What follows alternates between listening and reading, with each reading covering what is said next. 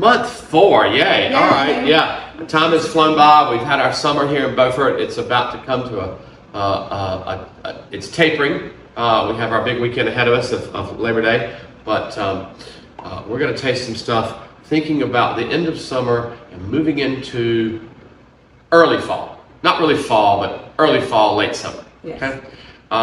Some wines that I'm excited about. Interesting new stuff, as always, as best as I can do. So we're going to dive right in with a little white from Burgundy. Yay. Yay. So if you've been following along, if you've been to our wine tastings in the past, we've talked about wines from Burgundy. In France, in most of their appellations, they have some pretty strict rules as to the grapes you can use to produce the wines with and use the official nomenclature. Okay. You can grow anything you want to, anywhere you want to. You just can't call it by the official names unless you follow the rules. Okay. And in Burgundy, the rules for whites are Chardonnay. Okay. Okay, so we think about Chardonnay as being white Burgundy. That is all white Burgundy is Chardonnay. But there's actually a second grape at least, and that is this grape here today. So this is called Aligote. Aligote. So Aligote is a grape that's been around a long time. It's an interesting grape in that it's brighter, it's crisper, it's rarely oaked, unlike some of the Chardonnays or many of the Chardonnays you see a little bit of oak. It is, interestingly enough, the grape that makes the wine that the classic cocktail Kir is based on. So traditionally Kirs were Aligote with a splash of creme de cassis. So it was traditionally Aligote, not any Burgundy, not any white. It was specifically Aligote. So that's a little nod to history there. Okay. The other fun thing about this is Domaine Berthene, and this is family owned and operated, and they own these vineyards. These are their vineyards, and this is a very rare version of Aligote. It is called Aligote Dore, D-O-R-E, and it is a more golden-hued grape. Okay. These are old vines. Okay. It's pretty unusual to find this variety.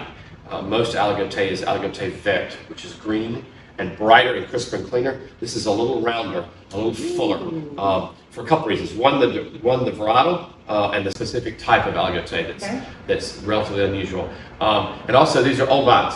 So, so that gives us a little more roundness. You know, the grapes are smaller, the clusters are fewer and smaller, and it produces more concentrated flavor profile. Okay. So. Cheers.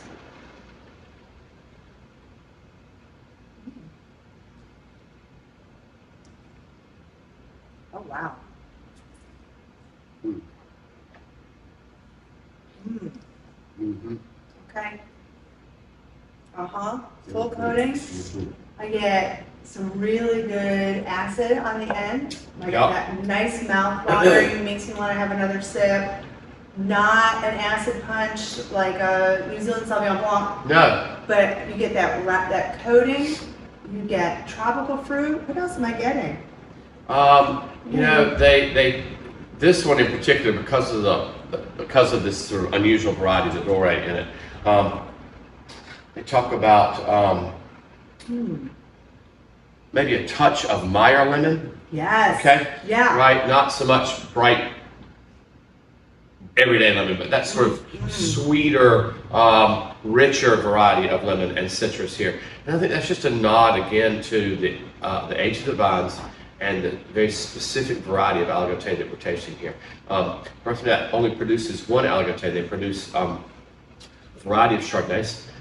They've been in the business for generations and are well known in their area, but we don't see a ton of their product on the market. And this is just something neat and interesting. Would you say that it has spent some time on the lees because it gives you that roundness, or is it that great? Or both? It has spent time on the lees, yes. Uh-huh. It does spend some time on the lees, fine lees. No oak. It is all stainless, right? Oh yeah, for sure. But no some oak. time on the lees. So you get sort of that roundness off the corners.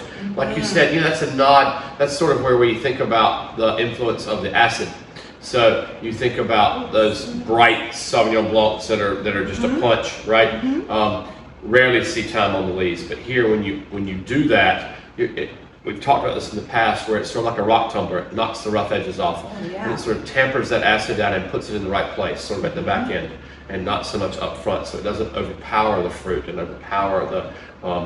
I mean, there's certainly some slate undercurrent to this. There's a little minerality to this, typical not only of the grape but of the region. We're talking about Burgundy here still, so we have to keep that in mind.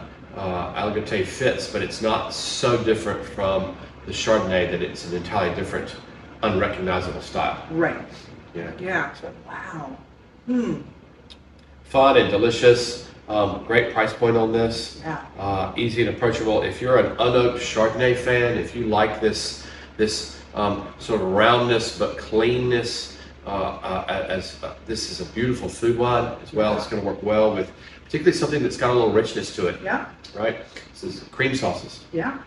I mean, if you were a fan of the Albarino that we had, you would love this. Absolutely, absolutely. You know. And the Falangina even. Oh, I agree. Yeah, if you like those wines, this is a great one. This fits in the wheelhouse, and it's a little something unusual and something different to show you, friends, for sure. Wine number 2. This is a neat project and neat product. So this is called Folk Machine. This is out of California. And Folk Machine is a label under the Hobo Wine Company group. Hobo was started, a group of friends got together and started this winery with the idea of producing quality product with very little intervention, right? They give back 1%, they're a member of the 1% Club, so 1% of all their proceeds go towards good works. This Hobo originally started as a Pinot Noir producer. They wanted to make interesting Pinot Noirs. Okay? In California? In California. Okay. Sourced from different places. They source their fruit. They have good long-term contracts with growers, and so they source their fruit from, and again, minimal intervention is sort of their style. This came out of the idea of they wanted a white, everyday drinkable. This is an unusual California blend. I love the grapes that are in this. And it just goes to show what you can get. I mean, how California is what it is and how it got to be there so quickly. These are all grapes that they're all we think of as Spanish or French or Italian grapes. So I'm gonna read the list. So this is Albarino, we know is a Spanish grape, okay? This is Sauvignon Blanc. This is Tokai. This is Verdelho and Vermentino. What? This is a blend of all of these grapes, all grown in California, okay? All sourced from friends and, again, long-term suppliers. This is a wine that is, each grape is fermented separately. Yeah. And then blended at the end, right at the end. It is partial malolactic. Okay. Huh? It is all spontaneous fermentation. They do no inoculation of any product they make except for one, which is a Gewürztraminer. Okay? Ready, right? Okay. So everything is spontaneous fermentation, all stainless, and it's left with a slight bit of CO2. So there's maybe a touch of zip on it, just a touch. Probably a touch. Yeah. Okay, but like the Tokai that I'm thinking of that is, I think of in Hungary?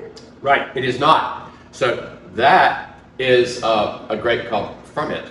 Yes. Okay. Okay. So this is actually an Italian grape called Tokai, Tocai, Friulio. Yes. Right, okay. Friul.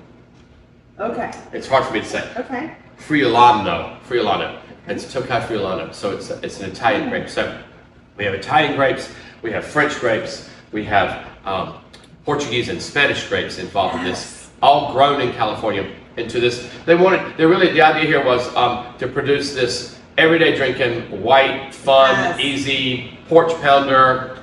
Still works with food though. This is not sweet. This is crisp and bright. It has a little salinity to it, which I appreciate. Yes, it does. Which makes it, I think, eminently drinkable with a variety of foods. Oh yeah. But right by itself. Oh yeah. Yeah. The name is called White Light, White Blend.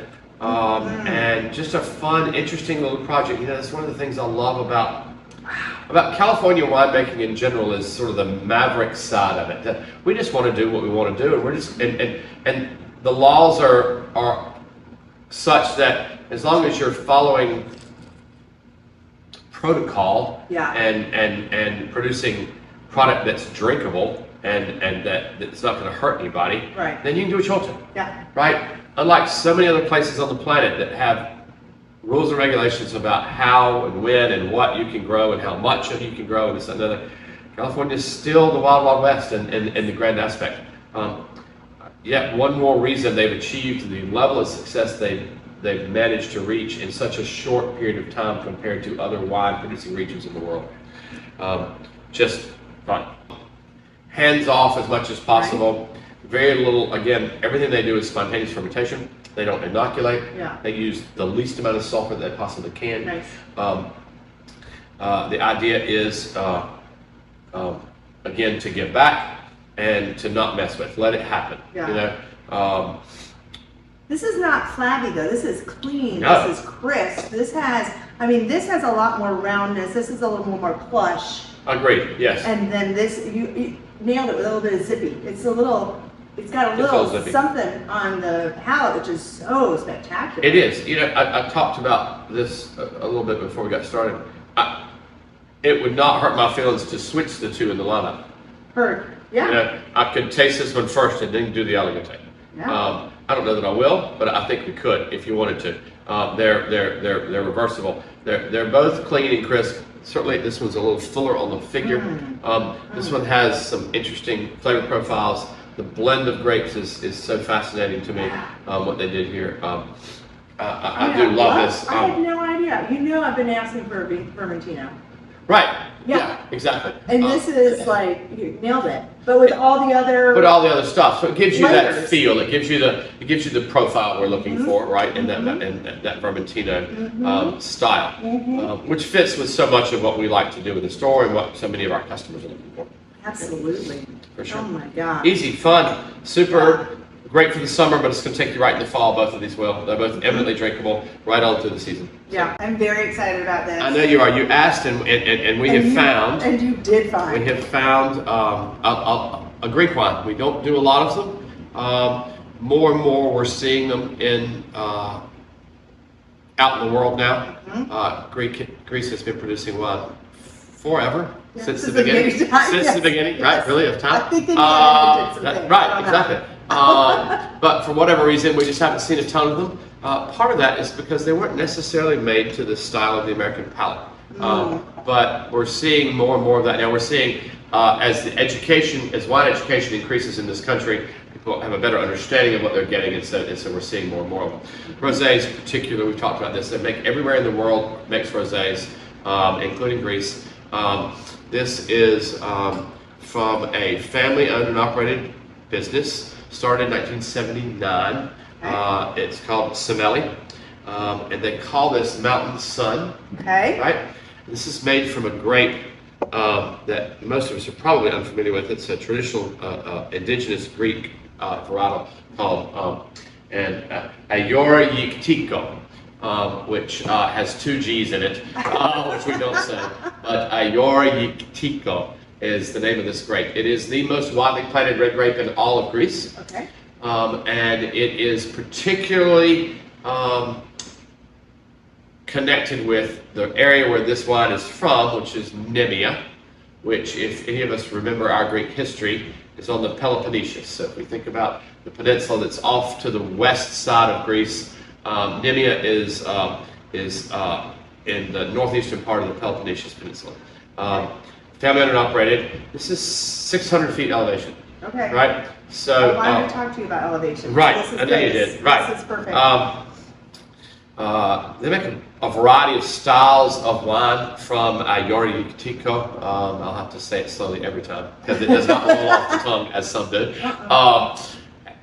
Including full-fingered reds, rosés, in different styles. This is their dry. I didn't even pour myself any. Sorry. No, I should have. No. Okay. I'm off to the side here.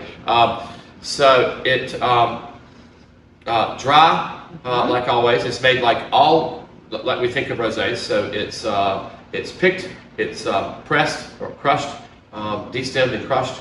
It spends about 6 days, about 6 hours of maceration to get the color. Yes. And then fermentation is slow and cold. Ooh. And but let's talk a little bit about that. Zoe? Yeah, I'm so excited for you. I'm so thrilled. So good. I'm so thrilled. Oh my gosh. Okay. You want to talk about elevation. You talk about, they make a point of saying that this is 600 feet elevation for most of their vineyards, and for this in particular. So we talk about elevation in relation to temperature and climate. We talk about elevation in its relationship to preservation of acid in grapes. So the longer grapes mature on the vine, like any fruit, really, okay, the higher the sugar content, and the lower the acid content. Okay. Yes. If you have prime growing conditions for your peach or your berry or whatever it is you're trying to grow, in general, the longer they get to mature, the riper it becomes, the sweeter it becomes, and the less acid it has. Right? So that's lovely for hand grapes and eating grapes, but for wine production, you need the acid preservation. You need to have some acid there, or you end up with a wine that's not balanced. That's right. There's no, it's just flattened, right?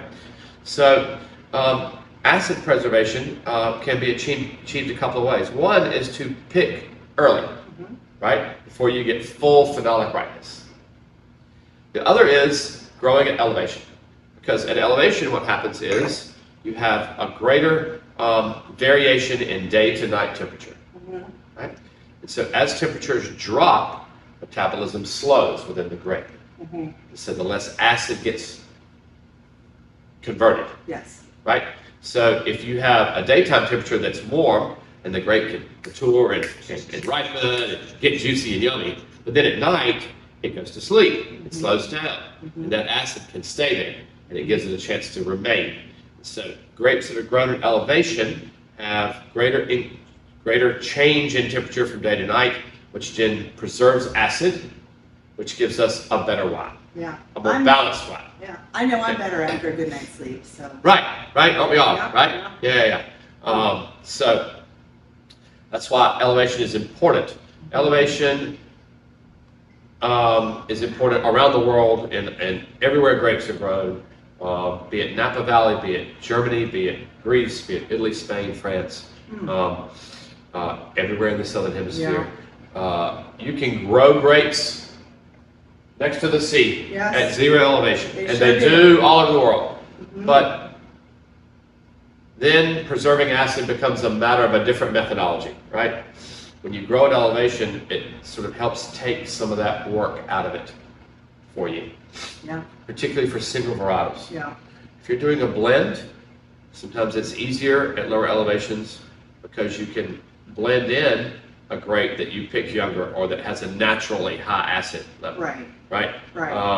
But if you're trying to grow and produce a single varietal and you're trying to balance the level of ripeness to give you the fruit profile versus the level of acid to give you the back end, it's a game, you know? It's constant. It's going out in the vineyard and tasting the grapes, literally tasting them, putting them in the bricks thing and checking the sugar level, the whole bit. So, Ayori-Tico, a classic Greek grape, plenty of rosés made from it out there. We are thrilled to find one that we really enjoy and to be able to offer it to our customers. They've done a lovely job of this. If I'm willing to wait the few seconds after and not take another sip like immediately, again, it's mouth-watering. It is beckoning me to have another sip. It will so well stand up to most foods that we're eating at this time of year. But also, I mean, that's a super food rosé. Oh yeah, but it is not like a red wine drinker's rosé. This is crisp and delicious. This is beautiful. It really is. Raspberry. Oh my gosh. It is. It's got great fruit flavors. It's got great balance here all the way through the palate. Right on the back end. There is a touch of tannin there, which is kind of nice to find. There's just a little touch on the back end, which helps. Just a touch. Just helps keep it. Allows it to work with a variety of food products. Okay. This is super. This is going to carry you right through the fall into the winter because it's full enough. You know, it's not too lean, and the color tells us that. You know, we see how it's sweetly pink it is. It is sweetly pink, but it's got a little darker edge to it, right? It really does. You know, it's still pink, but it's got that dark edge to it, which to me is a nod to fullness and richness, right? That's really fun. I'm super thrilled we I found am this. very excited. Yeah. Another lovely rosé to add to our always full lineup over there, which I like. Yeah. Okay, so our last wine today is our red. So I'm always looking for something different. This is again family owned and operated. This is Maison Angelot. It is two brothers who currently operate the property. The family's been in the business for a couple of centuries, to say the least. In an area in southeastern France, really eastern France. Okay. So it is. So the area where this is from is the larger area is called Savoie, and we've had a white from there before, the Jacquerat, right? Within Savoie is the area called Bugey, B-U-G-E-Y, right? Bugey. The grape here is a grape called Mondeuse. Mondeuse Noir specifically. Okay. Because there is also a Mondeuse Blanc, which they have yet to decide. There's lots of interesting information about this grape because they can't really decide where it falls in and who it's related to. DNA tells us a variety of things. It was originally thought that the Mondeuse Blanc was a clone, just like Pinot Blanc is a clone of Pinot Noir. Okay, it's just a genetic anomaly, mutation, right? We learned that with David Page. Exactly, right. Okay. So, when we found out Mondeuse Blanc is not a mutation, it is either, we don't know, one is the parent of the other. So, either the Mondeuse Blanc is the parent of this with another grape, Okay. or this is the parent of Mondeuse Blanc with another grape. Which means that this is either the grandparent to or half sibling of Syrah. Oh my gosh. Right, it's just random, right? I mean, the web is vast and intricate. Anyway, it's a grape that we don't see a lot of. There's probably maybe 400 hectares grown in all of France. Very, very, very rarely grown. It is grown alongside in this region and in this producer. They make a Gamay, they make a Pinot Noir, and it has similarities. This is 100% Mondeuse Noir, and it is 100% carbonic maceration. So, like most Gamays, it is produced in an enclosed maceration style to help preserve the sort of grapey aspect of it, right?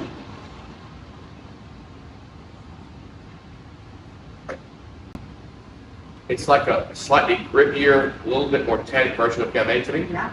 Okay. Yeah. Which is sort of how it's known. Okay. Still a lighter red in the grand scheme of things.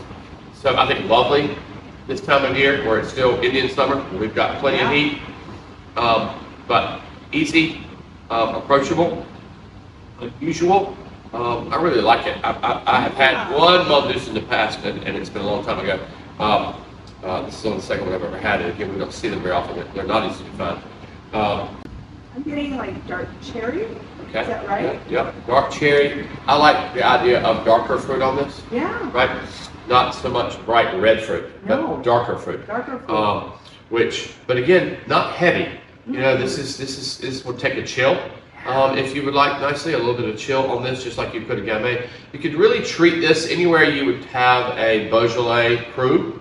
So if you're going to drink a Morgon or a Fleury or any of those cru Beaujolais, I think this will step up to that. It's a little bit more grippy, a little bit more structure. I was going to say, a lot more tannin structure to it. Definitely, more tannin structure to it.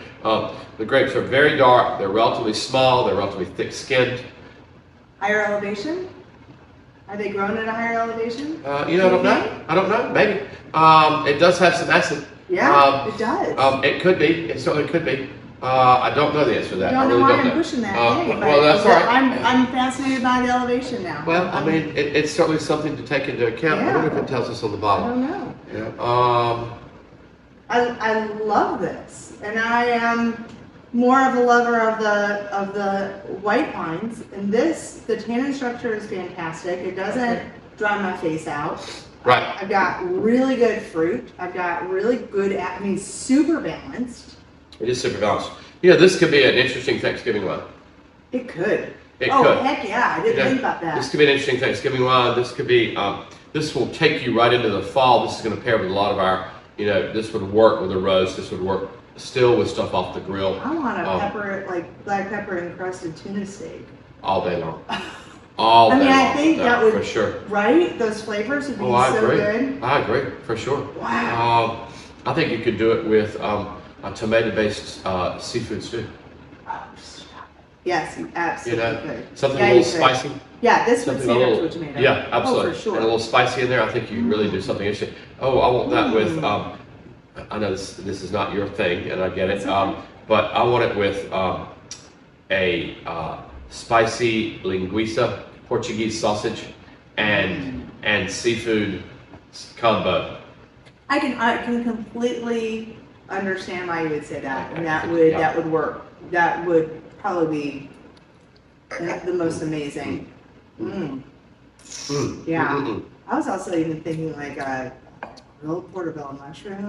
Yeah, you were taking the words out of my mouth. I was Yeah, thinking portobello I mushroom. mean- It sounds delicious. So there's our lineup today. I'm super thrilled with all of these. Some really great whites. I love that rosé and a really fun and new and interesting red. I'm so excited about that rosé. I'm thrilled that you are. Just thank you for finding that. Yeah, you're That welcome. was a It's I enjoy the hunt as much as I enjoy the capture. So thank you all. Enjoy your September selections and come see us in September Cheers. for our wine and cheese. Cheers.